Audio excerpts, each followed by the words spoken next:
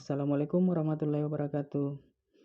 Senang sekali hari ini kembali bersama saya di acara podcast saya yang masih terkait dengan tugas latsar ASN saya, di mana untuk materi hari ini terkait dalam manajemen ASN. Untuk topiknya sendiri berbicara tentang penerapan sistem merit di Indonesia. Konsep sistem merit menjadi bagian yang tidak terpisahkan dalam pengelolaan ASN. Undang-Undang Nomor 5 Tahun 2014 menjadi dasar dalam manajemen ASN yang bertujuan untuk membangun aparatur sipil negara yang memiliki integritas, profesional, dan netral, serta bebas dari intervensi politik, juga bebas dari praktek KKN, serta mampu menyelenggarakan pelayanan publik yang berkualitas bagi masyarakat. Untuk mewujudkan hal tersebut, diperlukan perubahan dasar dalam manajemen SDM yang lebih dikenal dengan reformasi birokrasi. Perubahan dasar tersebut terbagi ke dalam dua perubahan pendekatan. Yang pertama, perubahan pendekatan personal administration menjadi pendekatan human resource management, di mana pendekatan ini menganggap SDM sebagai aset negara yang harus dikelola, dihargai, dan dikembangkan dengan baik. Pendekatan yang kedua yaitu perubahan pendekatan closed career system menjadi pendekatan open career system, di mana di closed career system lebih berorientasi kepada senioritas dan kepangkatan, sementara di open career system mengedepankan kompetensi ASN dalam promosi dan pengisian jabatan. Perubahan dasar ini mendorong pengelolaan SDM ASN yang dilakukan untuk memotivasi dan juga meningkatkan produktivitas pegawai dalam melaksanakan tugasnya, sehingga mampu berkontribusi pada pencapaian tujuan dan sasaran organisasi, di mana organisasi membutuhkan pegawai yang jujur, kompeten, dan berdedikasi.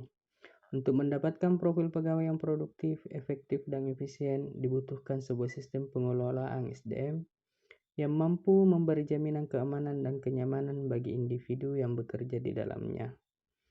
Kondisi ini bisa tercipta jika sistem yang digunakan adalah sistem yang efisien, efektif, adil, terbuka, transparan, dan bebas dari kepentingan politik individu ataupun kelompok tertentu. Pemberlakuan sistem merit dapat diwujudkan pada manajemen sejak perencanaan kebutuhan SDM hingga pensiun. Implementasi merit dapat dilihat dari beberapa aspek. Misalnya yang pertama pada aspek penyusunan dan penetapan kebutuhan.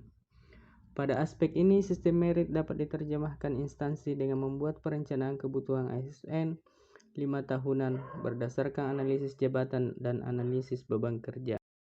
Aspek kedua yaitu pada aspek pengadaan. Pada aspek ini, perekrutan atau pengadaan pegawai dilakukan secara terbuka, transparan, dan kompetitif.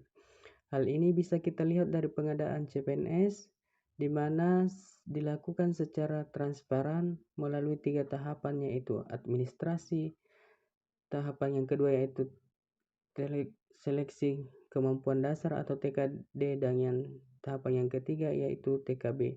Semua dilakukan secara online dan transparan. Pada aspek ketiga yaitu pengembangan karir. Pada aspek ini, program pengembangan karir berdasarkan hasil pemetaan talenta melalui asesmen, analisis kesenjangan kompetensi dan kesenjangan kinerja, talent pool, dan rencana sukses berdasarkan pola karir instansi.